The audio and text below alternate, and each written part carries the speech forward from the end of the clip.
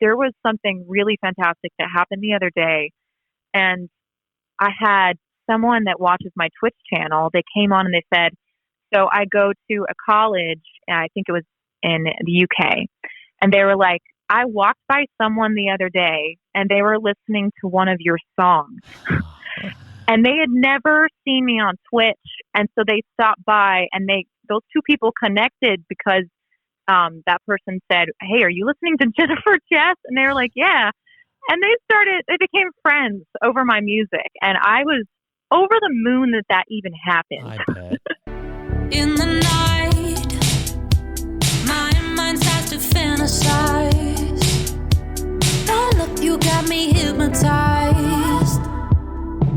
Ooh, do you think of me like I think of you?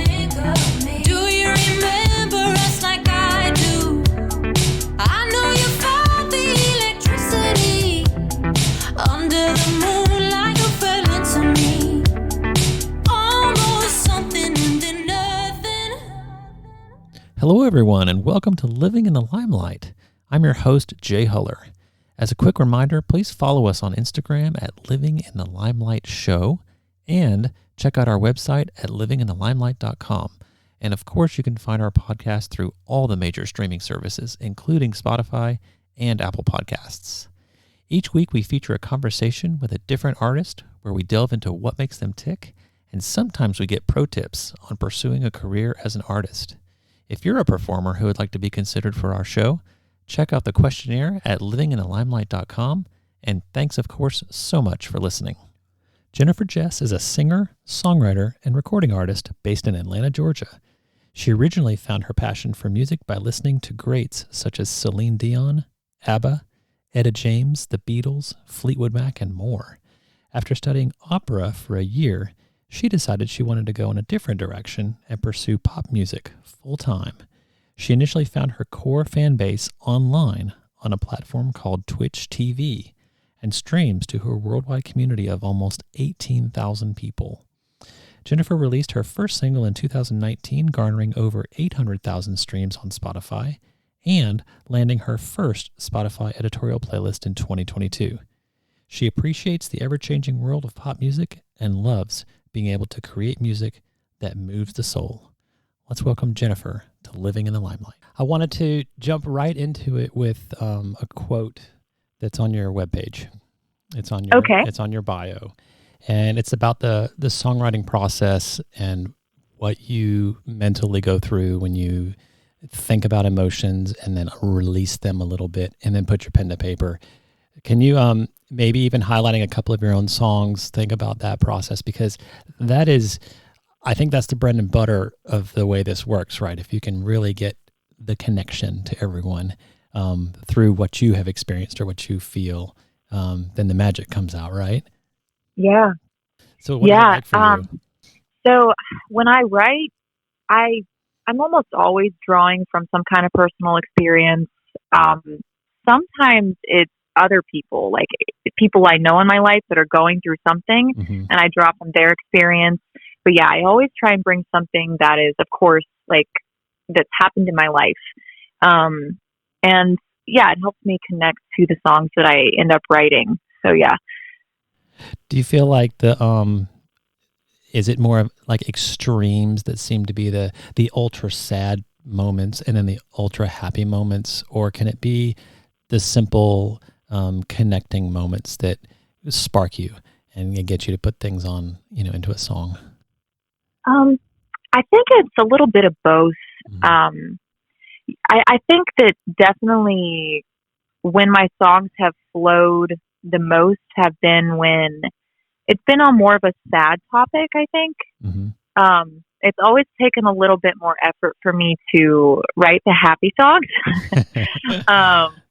Yeah, those don't always come together as quickly. But the sad ones, I think it's just because when I'm happy, I don't necessarily think, okay, let me go write a song now. Right. It's like when you're sad, it's like, okay, I need to go write a song because I got to let this out. I need to, it's therapy time, Yeah, absolutely. So I think that might also be a reason too. Because when I'm happy, I'm like, okay, I'm out and about, I'm doing stuff. I'm not thinking, let me go write a song because I'm happy right now.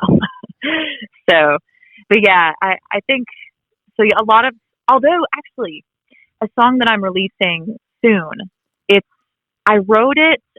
It was supposed to be a sad song, but I wrote it with an upbeat tempo, so it's actually really danceable, even though it's on a more depressing topic. So that's kind of like a little mix I did, because I was like, okay, I have this like sad song I'm writing, but I don't want it to feel sad. So I put it to an upbeat song or track. Yeah, no, that's really interesting because and so you think for the listener when they're approached with that, first of all, they're going to hear the music and they're going to be wanting to dance and it's an upbeat. And then when they delve into the message of the song, that I guess it's kind of like a perfect storm if you think about it, because they can contemplate something serious and also the endorphins of dancing and being happy can be there at the same time. And yeah. And it's also like the song itself is almost sort of sarcastic.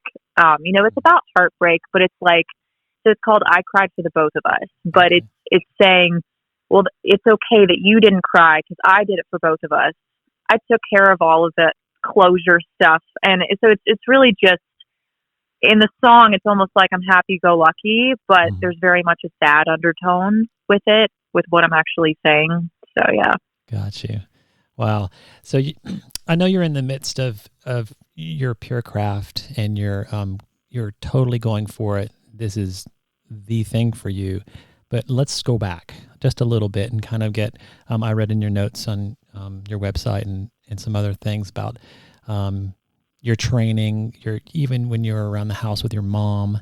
I always like to hear a little bit of the backstory because it frames who you are today. So could you take us back a few years to, running around the house and singing songs and just kind of move us a little bit into who you are today? Yeah, definitely. I mean, I remember just like the love for music was something that I learned from my mom, because it would just be like Saturday mornings. She'd turn on like her CD player, put a CD in, and much of the time, for some reason, we chose Enya. So I love Enya. That's a great really choice. okay. Yeah, like Orinoco Flow was my jam. Oh wow, yeah, it's super melodic stuff.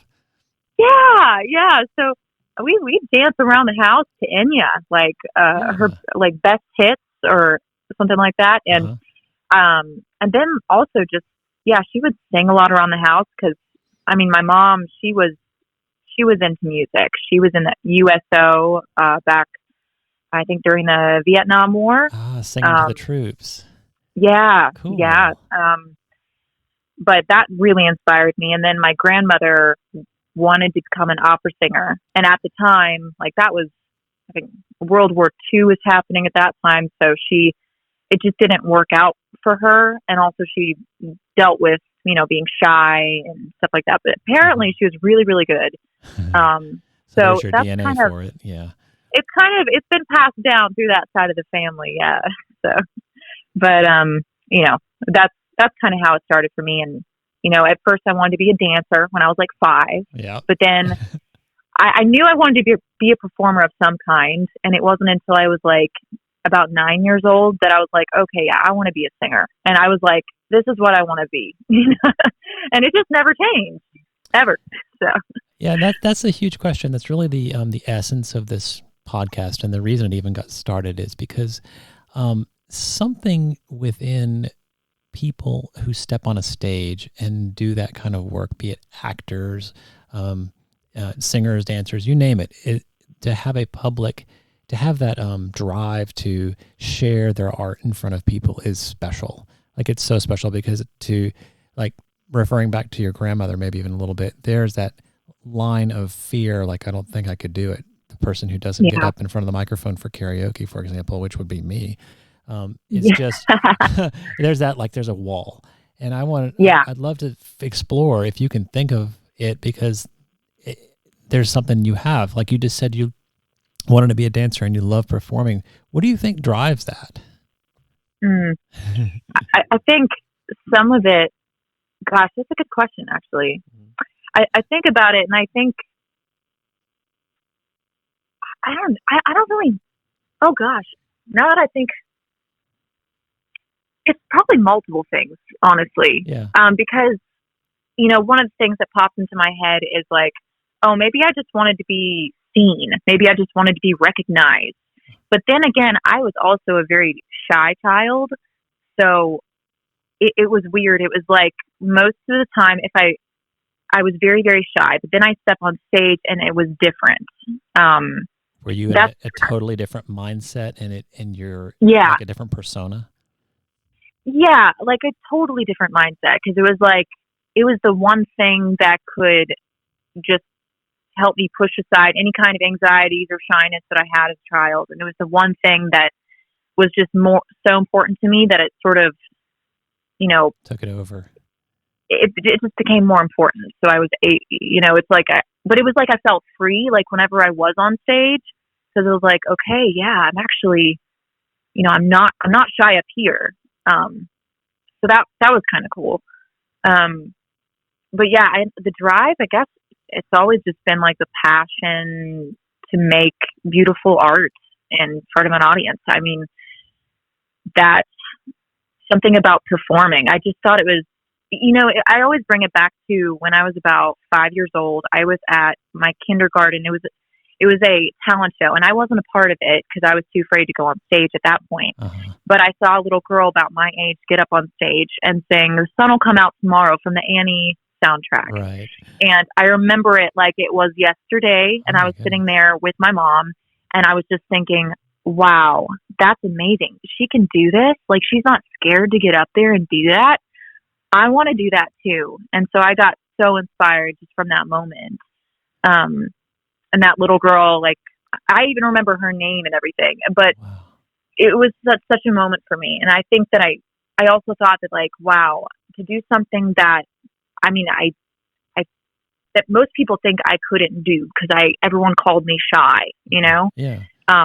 So that was one thing, but then also I love to perform. So yeah, that's probably the drive. There's a lot more, and honestly, I'll probably continue to think about that question after we're done talking. So. It may generate a song. You never know, because it's something that a lot of people think about.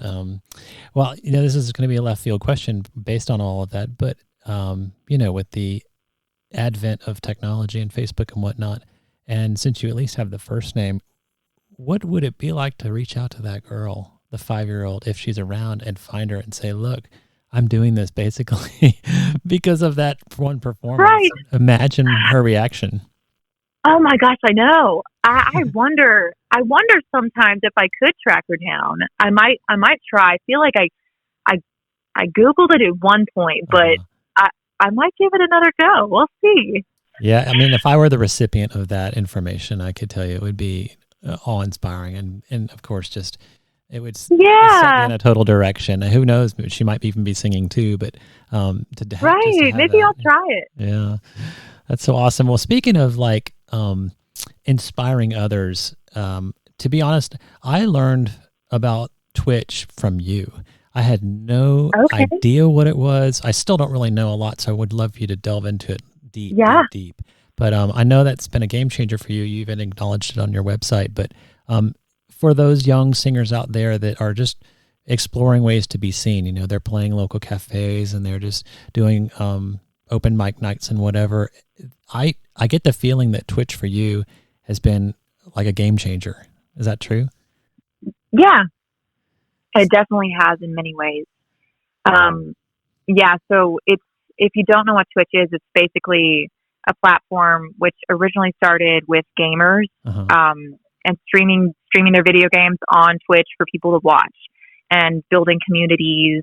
But it's expanded outward now to where you've got many categories, streaming categories on there, including the music community, which is still, I think it's still under 10 years old. It's still pretty new compared to, when it first started out. Right.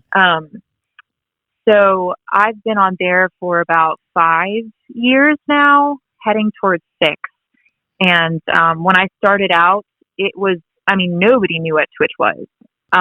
Now, ever since the pandemic happened, there was a huge influx of people that went on Twitch. And now people, I feel like, are started to hear about it because musicians would be out of work. And so they went on Twitch, and that helped them stay afloat during those hard times. So a lot of people, like all of a sudden, I used to know almost everybody on Twitch, on the music community. Yeah, and all the it's channels expanded so much that it's. And now it's like I meet a new person every day. I'm just like, wait, okay, I don't know you. Let me follow you.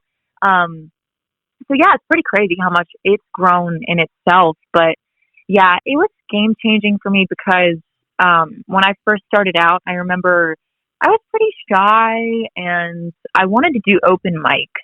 And this was just 5 years ago. Like I did opera for a year in college.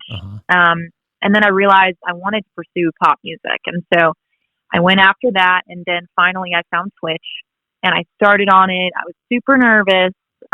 But then I realized how quickly my online community could grow and how people were just so encouraging because I had it in my head that people were going to completely tear me down and tell me I was awful. Right. Yeah. And it was so the opposite. Like in my head, I thought it was going to be so much worse. And instead it turned out to be, I mean, my Twitch fans and viewers they have kept me going. Whenever I'm feeling down or whenever, things get slow with music, they are there cheering me on and they're my biggest supporters. So it's pretty amazing. And that alone has been just life changing. But then also I've just been able to build this wonderful group of super fans, honestly, that will I can always count on them to go listen to my music several times, like the day I release something. I do all my release party streams for my singles and music on Twitch. So it's definitely been like a driving force. So yeah, it's definitely been quite a ride, and I'm so thankful for them. It's kind of, it sort of reminds me, I'm a little old school compared to you, but, getting attached to a record label and they're doing the media promotion and they're putting you in front of press or whatever. And it's sort of the modern version of that for the independent artist because people can reach you directly. And that's the other part of the question is I would like for the people who are considering this. So you said you were nervous to start it because it's an audio visual interface. Like you're streaming. Oh yeah. It's not just, you're going to put your song out. It's like you talk and you interact and time to play a song. I mean, I guess also you can monetize it too, because it sounds like you said, some artists were able to stay afloat during the pandemic. So it's essentially putting the guitar case out on the street, right? And say, hey, if you're willing. So do you think that innately is the best part of it, is that you can, do you get like a feed of questions on your monitor as you're doing it, or is it all like you hear them ask questions? Because I actually haven't done it at all. Yeah. So like you said, it's audio and visual. So it's like me here sitting in my studio in front of my piano, and I have Twitch chat open. So they're typing and I'm reading everything that they're saying. So anybody that wants to interact with the stream totally can. They just type in chat. They can also request songs and I'll play songs for them. And they can also subscribe to the channel. So yeah, it's very interactive, and it's very different from like Instagram, Facebook and everything like that, because this is like you're sitting there for 3+ hours with this whoever joins in, and some people stay for the whole 3 hours or more. Wow. So it's like it's very different from just like the quick social media like reels and all that. You're sitting there for hours. So yeah. And so for someone who wants to jump into that, can it be, what advice would you give them at the very beginning? Because this is what I picture in my head. I've got this big plan. I can play X number of songs, and I've got my my playlist ready, and I know how to do these things. I'm let's say I'm an accomplished musician. I just need my audience. And so you start the stream. At the beginning, at least, when you didn't have a lot of followers, was it like a little bit of more of a performance, and you just would play and then play another song and then talk a little bit and play, and then the texting stream would start a little bit, and then the following time, did it kind of grow incrementally like that? Or what advice would you give somebody to kind of jump start it and try to get their following going fast? Yeah. It is like when there's nobody there or there's not as many people to talk to or talking in chat, you can definitely like try to talk to them and, just ask like, general questions. But overall, just keep playing music until people come. However, these days I feel like it's a lot more, it's a little bit easier starting out on Twitch, I think, because when I started out 5 years ago and not as many people knew about Twitch, there was a stream where I just sat there with one viewer for like 50% of the stream. And I'm talking to the one viewer, and then I realized that it counted me as the one viewer. So I was just talking to myself the whole That's hilarious. Yep. And I eventually, they started to trickle in like 2. Oh, there's 3. Oh, there's 4. But I had a much slower start back then because there was just not as many people watching Twitch at that time. So, and eventually, it started getting into the 50s and then the 60s, and it started building a bit.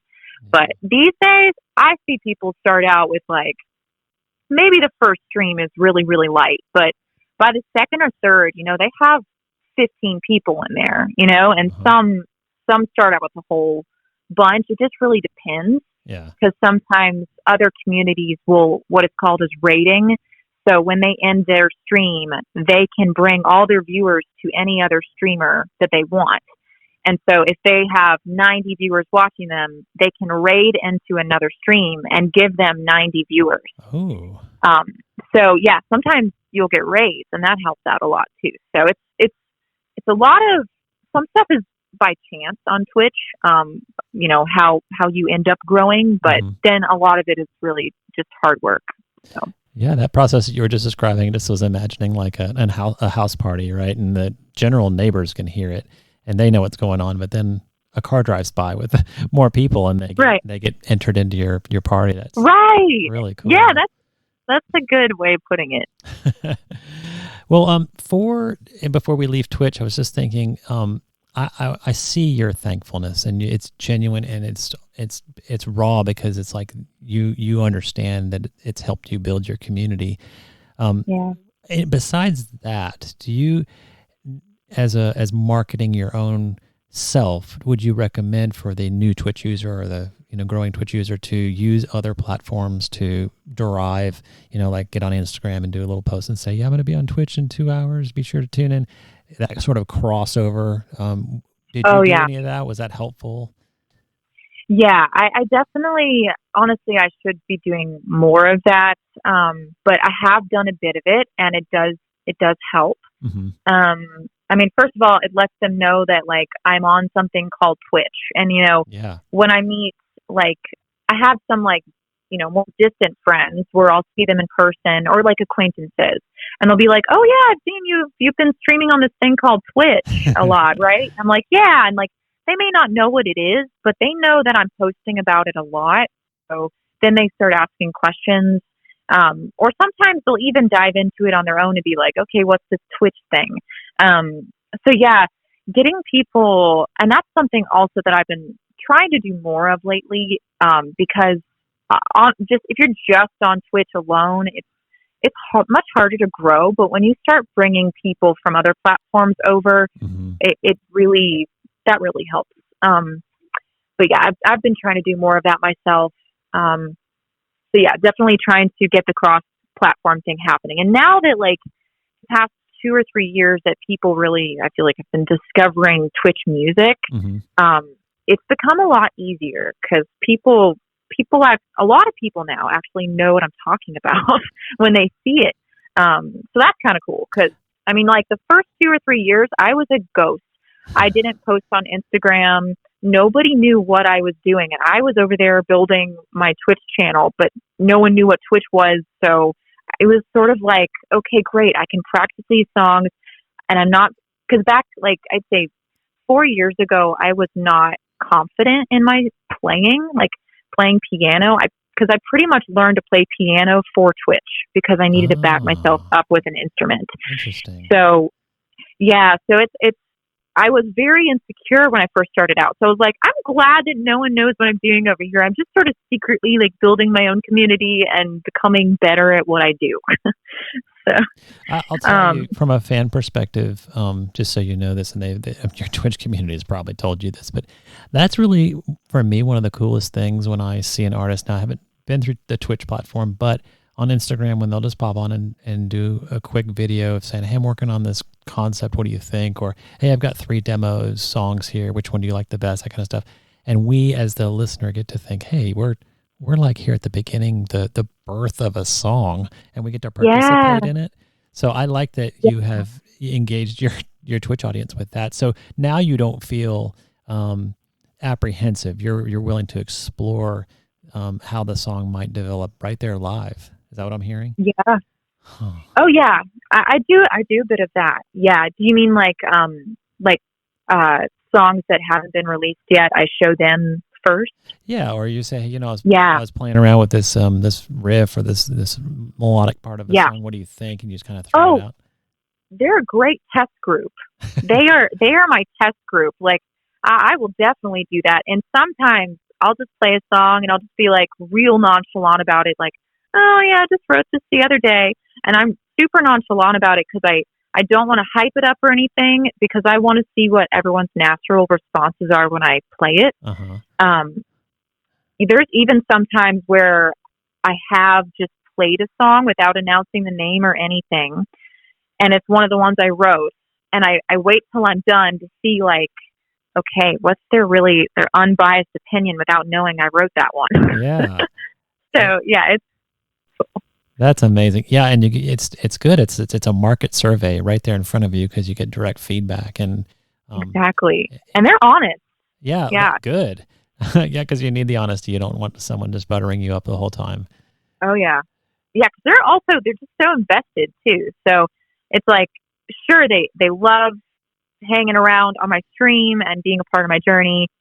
And you would think that maybe they would just butter me up with compliments all the time, but they actually are really truthful because I think that they really care about my career and like me putting out music that is really great. And they want to make sure it's great too. And so they're completely honest, and it's really cool. Yeah. I think that's the greatest part. And that might get to, part of your original answer about wanting to perform and whatnot is that pure interaction with the fans, because I've heard this more than once. Oh, yeah. I was talking to Kent Arberly just the other day. He's a drummer, and I use this example in another podcast, but he, in the back of the stage, covered with drums in front of him, he says literally while he's playing he peeks around. He looks all around the audience, and he tries to lock eyes with somebody in the audience just to kind of connect with them and let them leave with a feeling of like, oh, wow, we talked at least, with your eyes. Yeah. You get that with Twitch, right? Yeah, I definitely do. Now when I'm in person, there's nothing like being in person and performing, because I can actually see their faces. Yeah. But I do know they're watching, and they let me know, and they're, much of the time they give me a lot of feedback, and they're clapping in chat, or they're saying they enjoyed it, or that brought tears to my eyes and different stuff like that. And so yeah, whatever they communicate is what I know. Whereas out in an audience, if you see a tear fall down someone's face, it's not that they told you it did, but you just saw it happen. So you're like, oh, okay, Yeah. And that's.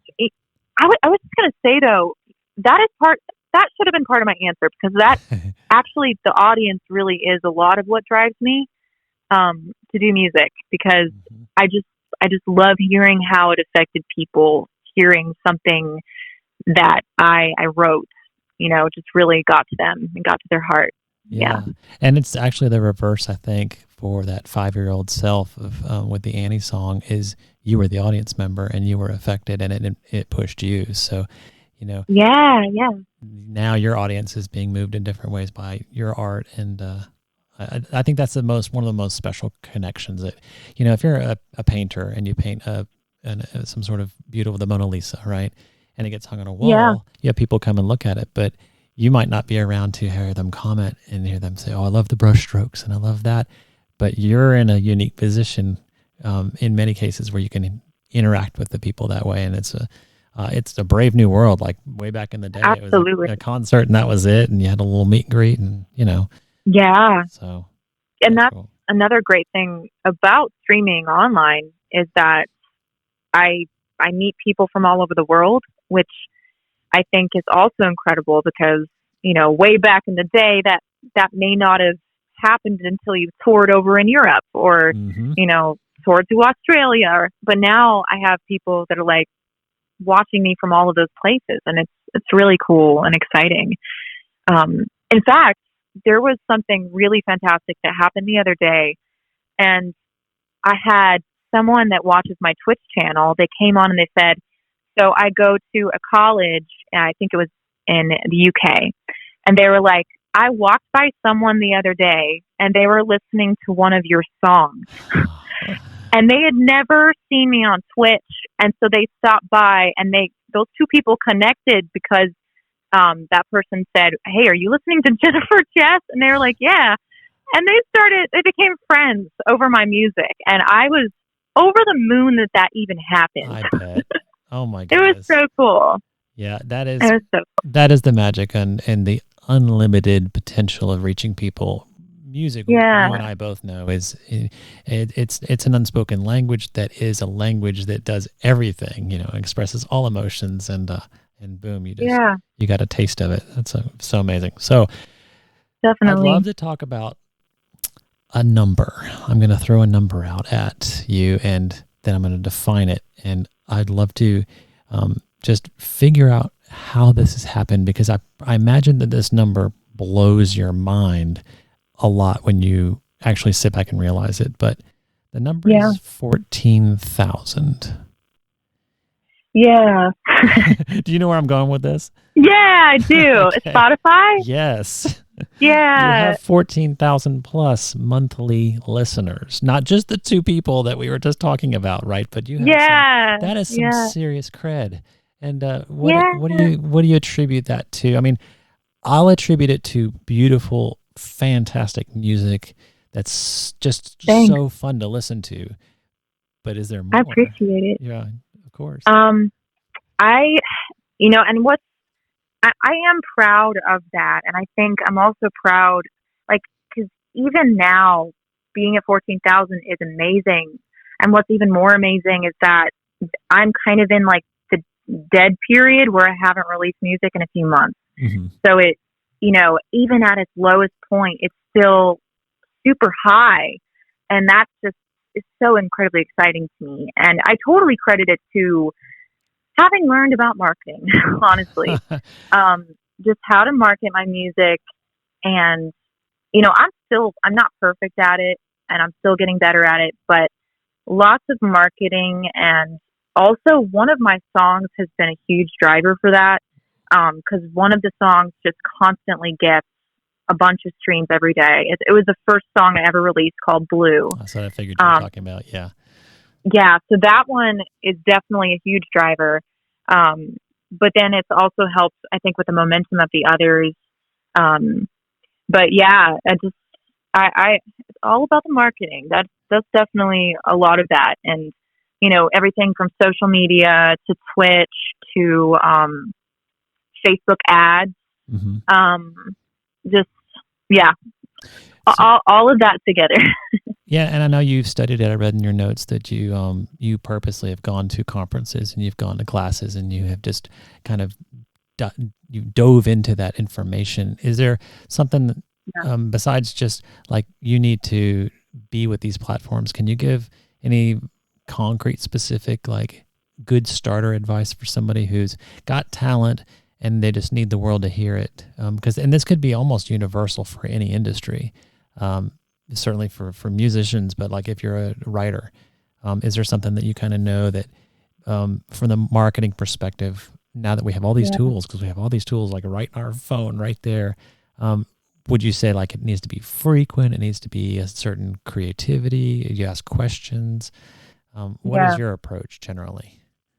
Consistency is probably at the very top of my list, and it's easier said than done, because much of the time, even as I'm still discovering today, it takes having a schedule, almost planning out social media posts, planning out, everything that you need for a single, everything leading up to it, the whole release, making a strategy, strategy, scheduling, and consistency is, and I'm like I said, I'm still working on those. I'm definitely, it's somewhere, it's been a hard, long road with me when it comes to marketing, because when I started out, releasing my first single back in 2019, I posted on Instagram maybe like once a month. I didn't like the post. I don't know, but it's definitely been something that I've grown into, and now I enjoy it. Yeah, that's what I was going to ask you, because what I've noticed, and this isn't a black and white kind of thing, it's that an artist is a creator, and in an ideal world, I think you would just love to be at your piano and your microphone and just share and come up with new thoughts. And then there's this other side of the business end of it that has to be done. And at first, I guess it was, begrudgingly you had to do it. But now I loved hearing you say just now that you like doing it. So why do you think you evolved into liking it? I think I have evolved into liking it. Well, for one thing, having been told from so many conferences, from so many, programs I've taken, marketing programs, and friends that are artists, I think it's basically been drilled in my mind. You definitely need to market your music. You need to post, So, but I think like the main driver, honestly, now is that some of my friends on Twitch, for instance, that have been beside me, we're both growing together in, different directions with our music world. But I've actually seen a couple of those people skyrocket from social media. And I think just being next to them, having started where they started, I'm just like, okay, if they can do it, I can do it too. That is so freaking inspiring. So honestly, seeing some of my friends or peers skyrocket, even within just 2 years, going from a small number on Instagram to just a giant number of followers on Instagram. And, and even more than Instagram, like on Twitch too, seeing that happen but also knowing that I watched them post over and over and over again and be so incredibly consistent and creative with what they were posting and building a story about who they are, and seeing them become successful, even just through that, is amazing to me. So that has kind of pushed me, and now I'm like, okay, I can do that too. I have to get a schedule. I need to figure out what creative content I'm going to post to build a story around, what I do. Because I think in my head, I'm just like, and maybe some other artists may, it may be like this for them too, but I tend to think, oh, everyone knows that about me already. But then I think about it and I'm like, oh, wait, no, they don't, like, I think in my head that people know these things already. And so when I realized, okay, no, they don't, because they can't read your mind. They actually only know these few things about you, because I might scroll down my Instagram and be like, okay, these are the things I posted. So a stranger would only know these things about me. Right. So that kind of puts it in perspective to me, and it kind of pushes me to make content that really dives into who I am as an artist. For brand new people that are coming to my page, they can be like, oh, this is who she is. So that's definitely put it in perspective for me recently. So yeah. That's good. Yeah. Continual working on your image and working on defining yourself, and the consistency, like you said, it all helps. We're in a generation now, that we're, at least the young people, the attention span is just it's nil. Yeah, And so definitely. you got to continually be in front of them in a different kind of way, but a similar Yeah. pattern. I love that you want to keep a story about it, because if it's just a bunch of random craziness, maybe somebody won't Yeah. kind of put it all together. But if it's got the consistency and the branding that is all you, then I think that is, and of course the talent is there. So I'm thinking of you as you're talking. I'm thinking of like a good restaurant that has like really great food. But if if everyone goes and eats there one time and they go home and they don't tell anyone about it, and the restaurant doesn't do any advertising, it's going to be like, well, yeah, it's still great. But once the word spreads that the food is great and people talk about it, and the restaurant starts saying, hey, come in, for a special, then yeah. So you're going to skyrocket too. I've got the crystal ball right here in front of me. Yeah. And in the end of the day, people just want to connect. And that's what I learned from Twitch. So then I was like, okay, so I need to be able to bring, because it's so easy to connect when you sit for 3 or 4 hours on a streaming service in front of people and you're talking, Mm-hmm. So I think for me, it's been like, okay, how can I make that into a 30-second reel, Yeah. on Instagram? It is hard. It's hard for, I think, almost everybody. There's certain people, like you said, that seem to have a knack for it, and I applaud them. But yeah. It's real tough to condense that. Well, I'd love to get into your music a little bit. We could definitely talk about Blue. I love to hear the stories, and I think the listeners of this podcast too, like how a song came about in terms of where you were, what place you were in your life, a certain situation happened, or you observed something. And I've got Blue listed here. I've got Strength and Love, got Imagine You. I got Me, and just the whole gamut of, you've got a lot of music out there. Any of them you want to kind of touch in on that were special memories that still, it's behind the scenes studio stuff, whatever comes to mind. It's I think super interesting for all of us to kind of know the behind the stuff of the song. 'Cause like, we appreciate the music. We love the lyrics. We hear the beautiful voice and the instrumentation, but maybe from you, what the process was for you and how you feel about the song now, whichever ones you want to talk about. Yeah. I know with Strength and Love, that's probably one of the most memorable stories I have. Well, of just how that song came to be. I had a close person in my life going through some serious mental health struggles, and I wrote that song because it wasn't even just them, but it was several people at that time in my life. And then this person was even closer to me, and I just found out of the blue that they were having these really serious mental health struggles. Mm-hmm. And so I was just, it made me extremely sad, but also I was just like, okay, you know what? I'm going to write a song that tells them how amazing they are and how important they are. And I'm going to do that. And then all these other people that just were popping up in my life at that time, dealing with those things, I was just like, I'm going to write something to them, for them. And also for myself, because I've struggled with anxiety in the past, and that's been one of my hurdles I've had to get over. And so, that's how I wrote Strength and Love. And I sat down and I just wrote it like they were in person with me. And what would I say? Mm-hmm. So like the very first line of the song is, place your hands in mine. Why do you believe your eyes?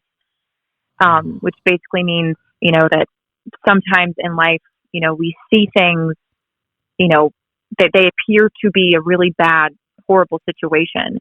But, what does the bigger picture look like? Exactly. Is that something that we can get through? Mm-hmm. And usually it is, even though it may be very hard. And also like the negative things we may say about ourselves, that may be what we see, but everyone else sees something so incredible about yourself that maybe you don't believe, about yourself. Exactly. So that whole song is basically telling someone how awesome they are.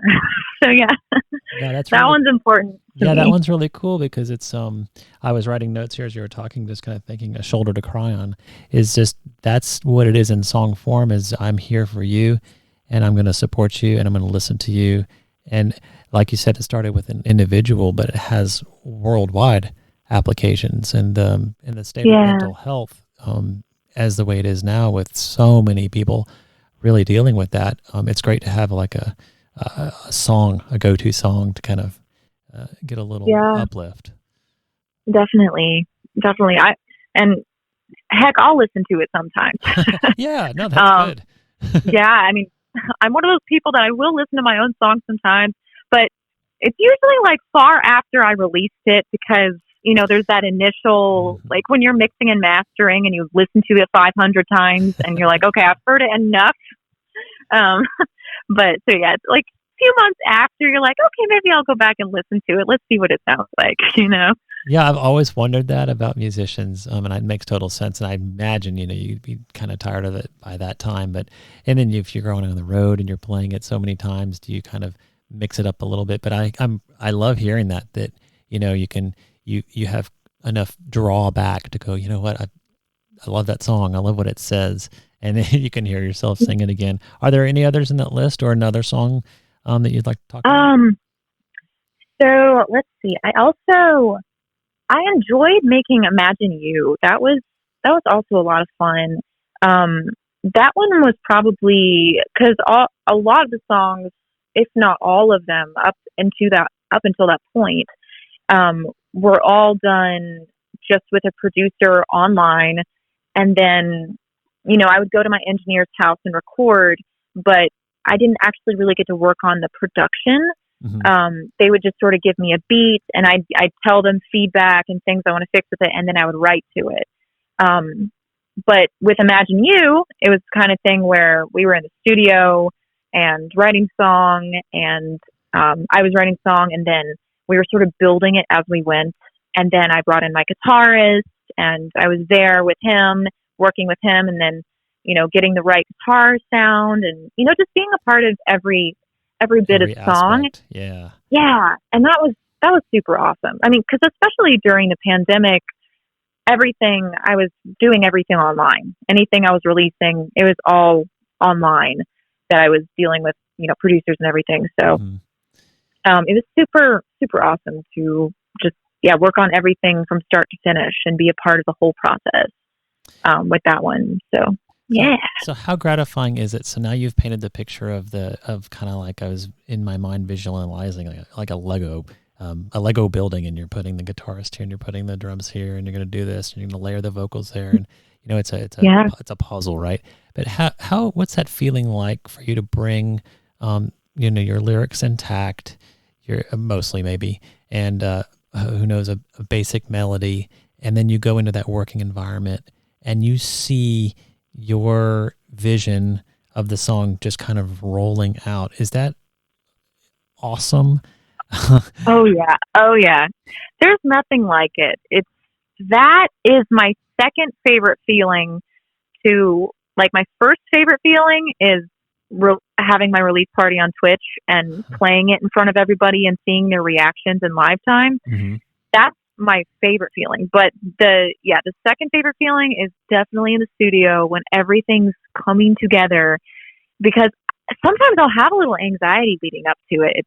You know, just thinking, am I ready to record this vocally? How is it, you know, how is this going to work out? How are we going to do this? You know, just, you know, that also happened with, so the single that I'm going to be releasing soon, I really didn't know how it was going to sound. I wasn't completely sure it was going to be a hit, you know, and then I got in there and started working I had a vocal producer and my engineer and me. We all worked together, and by the end I was like, okay, yeah, no, this is a banger. All right, we're good. We're gonna be okay. This is okay. Yeah, that's gotta be a totally satisfying feeling, because it starts, you know, with one note or it starts with one word, and then it develops into this kind of this artistry, and to have other people on hand right then to guide you and give you feedback in the moment, and then maybe collectively it's like, ooh, what we just did there was Yeah. amazing. And you have that team approach to it. I love that. Definitely. Well, awesome. Could we talk a little bit about gear? Do you have like, for example, is it a Roland keyboard that you play? I can't remember. So the keyboard I play is a Casio. PX. Yeah. And PX 560M in navy blue. Wow. Listen to you. You know the model number and everything. So what is that instrument like? Are you a gear person? Does that instrument mean a lot to you? Are you brand centric, or just, whatever is in front of you, you pick up and try to play it? I mean, I have to have certain qualifications in the stuff I use, but I wouldn't say I'm like super, one of those people that are extremely into gear and everything. Like I have to have weighted keys on my piano, and I have to have all 88 keys. Which, because I just like I like feeling like I can close my eyes and then I'm sitting at a grand piano, like just having access to all the keys. That's one thing. And then, just the feel of a real piano. That's probably my top things. Then honestly, like I remember when I was shopping for this one, the color, I love the color blue, and I thought, wow, it's really pretty, and it had good ratings. So I was like, I'll just get this one. You're like, check. Yeah, I'm kind of, yeah. Sometimes, the color sells me, but. No, that's okay. Because, I know people who go to the horse races and they pick a horse because it looks good or. Right. It's totally fine. What about microphones? Do you have like a certain mic? Yeah. Oh, it sounds like yes. Yeah. Oh, yes. I've had the same mic for, oh gosh, I think it's been like 4 years now, an Aston Origin. And I love it. It looks like kind of futuristic. It's metal and has like this cool looking metal cage on it. And, I think Aston is a newer brand. Cause especially when I bought the microphone, they were kind of starting out, but, it's actually, I have a friend who he engineers and he does the sound for really, really big stadium shows, for big artists. And he came in here one day and tried out my Aston Origin, and he's very familiar with a lot of different microphones and stuff. And right. He was very skeptical because he hadn't really heard of it at that time. But he tried it out, and then he heard me sing on it, and he was like, okay, wow, that's actually really good. It delivers a very warm sound, and he was really impressed. And is having that the not one that you use on your Twitch streams? Like that's the one that's right. It is. Okay. Yeah. It's lasted all this time, and some people, they'll ask me like what brand it is because they haven't heard of it, and a lot of people, they go with like the more established brands. But I always stick with this one because why fix something that's not broken? I just love this mic. So. Yeah, and I do believe that certain microphones they can't all be the same. They can't all sound the same, just like guitars. And the warmth or the need of no warmth. If the voice has all that warmth, you got to find the thing that complements you, and you found it. Yeah, this one definitely feels really good with my voice, particularly. Definitely. Now, when you go to the studio, will you just yank that thing off the stand and go take it with you, or will you? So when I go to the studio, I mainly record at my main engineer's house, and he has a different microphone. And I'm trying to remember the name of it, but it's that thing is you wow. Need like a big payment on that. Very expensive. Oh yeah. Okay. Oh yeah. That one, I forget the name of it, but that mic is amazing. You can hear like even the smallest, like everything is so incredibly crisp and clear, and you can hear your heartbeat, like your pulse from your body. That thing is just incredible. Maybe it's a great mic. In some circumstances you get too much. Yeah. Laying down the vocals and like, whoa, wait, I think I burped. Okay, yeah, my guitarist actually, for my acoustic song, I did an acoustic version of Blue, and we went to my engineer's house, and he was playing the guitar on that mic, and he was trying to be so quiet with switching, to different chords because that mic just picked up everything. So yeah. Yeah, all the sliding around on the neck, I bet. Yes. Very cool. Well, let's look in the future. You've got I Cry for the Both of Us coming out. And do you want to drop a date for us, or is it not quite? Yeah. It's actually coming out February 17th, and I'm about to make my very first post on social media for it today, actually. But it's coming out February 17th, and I'm super excited. Very cool. And so beyond that, because I know you said you've been taking a little break from releasing music, is this going to kind of get the engine revving again for you, or do you kind of want to keep the status quo of building your Twitch community and putting songs out every once in a while, or what would be the pipe dream? I'm sorry, it's a two-part question. Right. Ideally, like last year, I would have released every month if I could. Last year, I had a lot of roadblocks and stuff going on behind the scenes. Ideally, though, like I'd never take a break on purpose because I love to make music. So I would like, if I can, I just keep releasing. So this year I actually do have a goal. It was my New Year's resolution that I want to release 5 singles minimum this year. 5 original singles. So yeah, that's what I'm shooting for. And if I go beyond that, then that's awesome. But yeah, trying to make it to 5 at least. So that would be amazing. I believe that's an EP, basically. Would you want to do the singles all the way through, or maybe just kind of plan them together? Yeah, I think I'm doing singles for now, just so I can build up a little bit more, and then when I build up my Spotify and everything a bit more, that's when I feel like I would release an album or another EP or something like that. Yeah, being such a single-driven market these days, I feel like I definitely want to build up my audience a little bit more before I put out like a full body of work. So that makes sense. But it'll definitely happen. And of course, along the way, are you do you do merch? Are you involved in doing that kind of thing too? Yes, I do. I'm actually getting ready to release limited time only merch for my brand new single. But I am planning to release some like just basic Jennifer Jess merch because I have some for my other singles on my website right now, my EP and one of my singles. But I'm looking to add some new stuff this year. So yeah, there'll definitely be some new merch drops coming up. Excellent. We're looking forward to that. So that kind of brings us to you and how to find you. And you have, I just want to say, an amazing website. I wanted to know if you would do a little shout out for the photographer who took the pictures, because one with the, I don't know, it's like an empty warehouse and you're leaning on the chair. That's a sensational shot.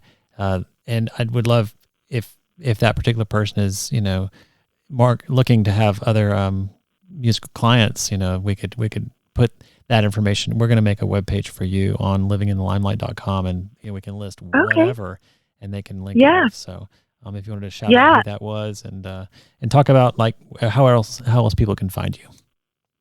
Well, first of all, that one specifically was Brandon Gentry. And then Ida John is someone else who has done my photos as well. And I have more. I'm trying to remember their names right now, but you can send them to me offline. It'd be fine. Yeah, sure. But to find me though, do you mean like all my social medias and stuff? Yes. Yeah. So on Facebook and Instagram and TikTok, it's all going to be at Jennifer Jess Music. And then Twitter is Jen Jess Music. And then I'm Jennifer Jess on YouTube. And I'm also Jennifer Jess on all streaming platforms, anywhere you listen to music. So. Nice. And then jenniferjess.com. Yes, and jenniferjess.com for my website, which I was actually editing a bit today. I'm getting it ready for the new merch drops and stuff like that. Sounds good. Well, it has Yeah. been a tremendously wonderful experience talking with you. I always tell the artists that I visit with, it's, and this is similar to your Twitch story.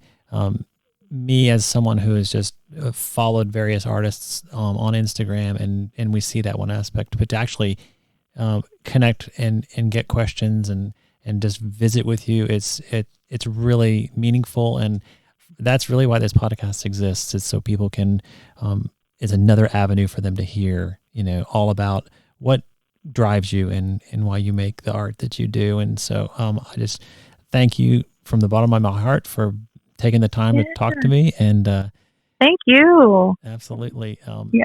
Please keep me in the loop if anything changes. And I know things will. When that skyrocketing moment happens, please come back and we'll talk about how things are different for you. That sounds absolutely.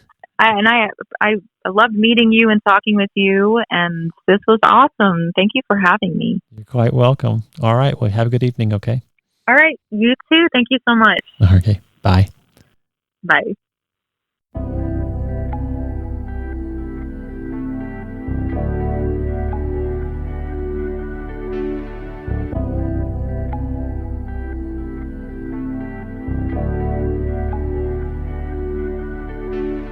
In the night, my mind starts to fantasize. Oh, look, you got me hypnotized. Ooh, do you think of me like I think of you? Do you remember us like I do? I know you felt the electricity under the moonlight. You fell into me.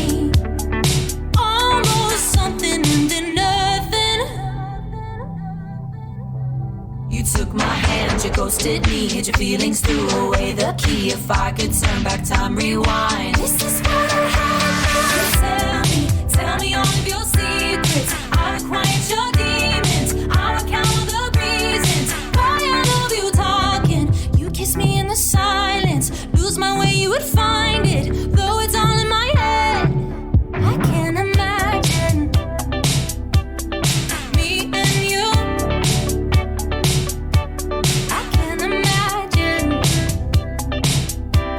Imagine you.